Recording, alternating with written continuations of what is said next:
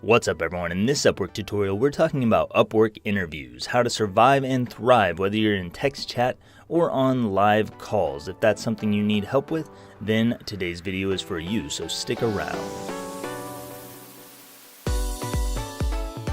For those who don't know me, I'm Lex DeVille, and on this channel we help people escape corporate prison and build a freelance empire. We share lots of freelance writing and freelance tips and tutorials, so if you're new, consider subscribing. In today's video, we are talking about Upwork interviews, and we're going to break this down by first talking about the different types of interviews and then going into more detail about how to do each one.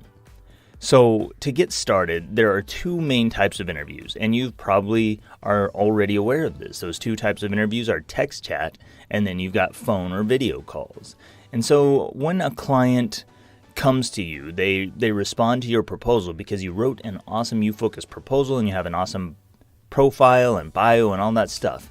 Now you're in this interview and you don't have the job yet. Just getting the interview is not getting the job. You still have to beat all of the other freelancers because in all likelihood, this client probably is interviewing more than one person. So yeah, you've demonstrated that you're competent, they feel confident moving forward, and the client feels comfortable maybe getting to that next level with you. But that next level is just the next step in proving yourself.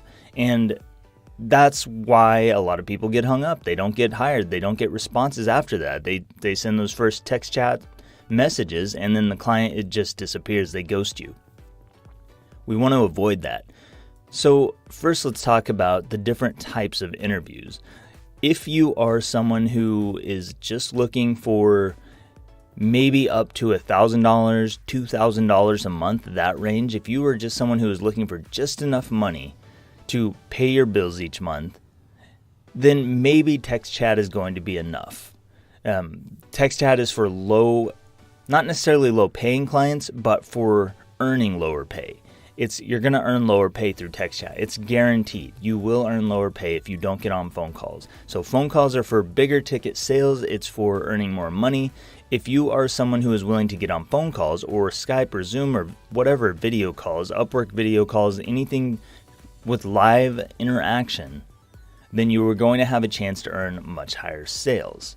So I want to make that distinction because a lot of people are so scared to get on freaking phone calls that you just only text chat and you leave thousands and thousands of dollars on the table when you could be making the kind of money you want, but you just leave it there because you're too afraid. So fear is going to hold you back in this situation. Yeah, once you get to the interview, it's scary, I guess, because you have to back up the things that you said in your proposal. And a lot of people can't do that, or they just don't think they can. They don't know how. And you're just going to leave a lot of money on the table if you only go through text chat. So first of all, my recommendation is don't spend much time in text chat. The whole purpose of text chat when it comes to the interview, once that client responds, is actually to get them onto a phone call. There are instances when that may not be possible for you. For me, I haven't been able to take very many phone calls the last year because I had a new baby. So with all the screaming and trying to manage a baby, I tried to do calls, and both video calls and phone calls are nearly impossible for me. So I did spend more time doing text chat interviews and seeing what was possible, and I was able to move up to like full-time income levels through Upwork, but it's much more difficult because you have to figure that clients they're getting interviews from other freelancers who are taking these calls. These other freelancers are getting on these phone calls and getting to meet this person live, and they're establishing a connection with them. So if you won't get on a phone call, you're not going to be able to establish that connection. But if you are just looking for lower pay, if you are just looking to maybe hit $1,000 to $2,000 a month, then you can do that with smaller jobs. You're going to be aiming for smaller jobs. That's what people are going to pay you for through text chat. The other reason why clients want a phone call is because they have to gauge you, they have to judge you, they have to make sure that they're spending their money wisely, because they would be stupid to just send a whole bunch of money to someone they've never met, and for that reason they're not going to do it.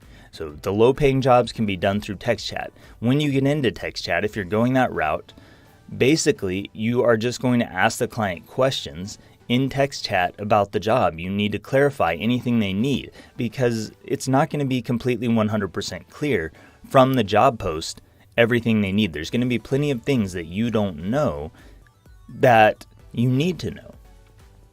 So to make that happen, you're going to have to ask questions, and you're going to have to ask targeted questions. So ask about their business, ask about the type of people who are their customers, and what are they trying to do, and what would specifically look like a good job to them. These are just some questions you want to ask. The brunt of your text chat is going to be you asking questions to figure out what they want. And then once they tell you what they want, you're going to repeat it back to them and make sure you understand and say, hey, is this what you meant by this? Because I just want to make sure so that I can give you what you want and need. With text chat, that's pretty much the only advice I have for you, because that's how I do it. I just ask them questions, and then once I feel like I have a good understanding of their job, I say, okay, if you'll go ahead and set up the contract and send it over, then I will get started on this immediately. And that's how text chat works. So it's questions. It's them, the client responds, and then I repeat the questions back to them, make sure that I understand, and I repeat the questions back in my own words, or the answers. I repeat their answers back in my own words to make sure that I understand. Once they confirm it, then I give them next steps, a call to action. So I say, okay, if you'll go ahead and set up the contract, then we can move forward. If you are someone who wants to earn higher amounts, if you want to earn $2,000 or $3,000 from one client, then you're going to have to get on a phone call. A lot of people look at my profile and they say, Lex, you've got $20,000 earned on your Upwork profile. Why should I even listen to you? But if you were to actually go back through my history, you would see that $8,000 of that came from a single gig. And it wasn't even a gig in my core skill. It was a gig I don't even have any proof I can do. And it happened because I got on a phone call. What happens when you get on phone calls is you ask questions just like you would in text chat. And more in this live call, you reveal what people need. You reveal that, hey, they don't actually only need copywriting. They also need web design. They also need a logo. They also need help with branding and strategy and marketing and social media and all these different areas. Well, all of those areas cost money. You have to pay for all of those things. And if you are someone who can do those things, or maybe it's just copywriting, but maybe they need emails and blog posts and website copy, but they only said they needed email copy. You won't know this unless you get on a call and you ask about their business. And you're going to ask questions about these different areas. There's some of the same questions that you would ask in text chat, but it's going to have more of an impact on a live call, because when you start asking these questions on live calls, the client is going to say, oh, by the way, yeah, we do need that. Is that something you can help with? This is something they always say. And all you have to do is be willing to be on that call and say, yes, I can help with that. Sure. You don't have to help with it right now. You can help with it later. But the point is, you're making note of all these things. And this is how I made that sale. So I just asked questions about their business, found out not only did they need copywriting, but they need web design. And so I came up with a solution for web design for them. I said, yes, I can do that. And then I pitched them an $8,000 website and made the sale. So yeah, there's only 20,000 on my profile. I don't freelance on Upwork all that often. I have clients outside of Upwork, but the clients I do have on Upwork, well, I made $8,000 from one client. So that's the value of sales. You're not going to make an $8,000 sale in text chat. No business owner in their right mind would do that. They just won't. They have to meet you. They have to feel comfortable. It's about, again, going back to the 3 C's. Establishing that you are a competent person so that they feel confident in your skills and ultimately feel comfortable moving forward with you. And if you can do that, which you can do on a call because you meet them and you make it clear that you are someone who can help them, then they're going to be comfortable handing you money and working with you because they're a business owner. So on these calls, you're going to get on the call, you're going to meet this person. It's really simple. It doesn't have to be video, but I like phone calls, but video or phone calls are fine. And once you're on there, you're just going to ask them questions. I would like to keep this simple. Yeah, sales can go deeper than this, and I have a deeper sales strategy in my sales training, but the most basic, simple level is just asking questions. It's you get on the phone call, you struggle through the, hey, how are you, bullcrap. You ask them about the weather there. They ask you about the weather where you are. And then you say, okay, so tell me about your business. they're going to tell you about it. And then you're just going to pick something out about what they said and ask another question about that thing.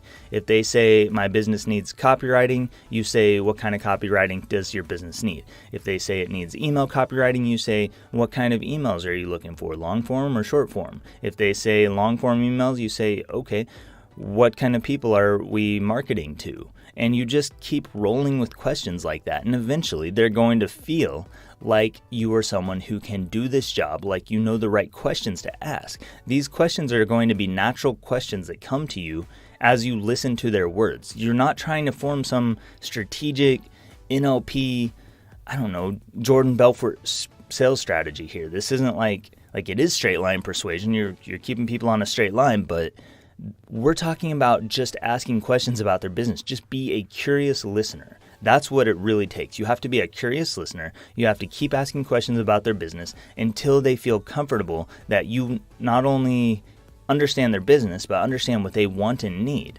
And then this is going to avoid them asking you a bunch of questions, because as long as you're asking questions, that makes them the receiver. They're the answerer. They have to answer your questions. And when they're answering questions, they're not thinking about asking you questions. So what usually happens on most of my calls is I go the whole call asking them questions about their business, and then we start getting toward the end, and they start realizing, or maybe they don't even realize, that they don't really know that much about me, and they'll usually ask one or two questions. Usually the question I get is, so tell me about your history with copywriting, or something like that. And then I just have to give a brief overview of what I've done in like 5 seconds or less, 5 to 10 seconds. I explain I've been in copywriting for several years, been doing influence and persuasion for a decade plus, and then I ask them another question after that. So tell me about this, or so how does this work in your business, or so do you need this thing also? Have you considered this? Just different types of open-ended questions.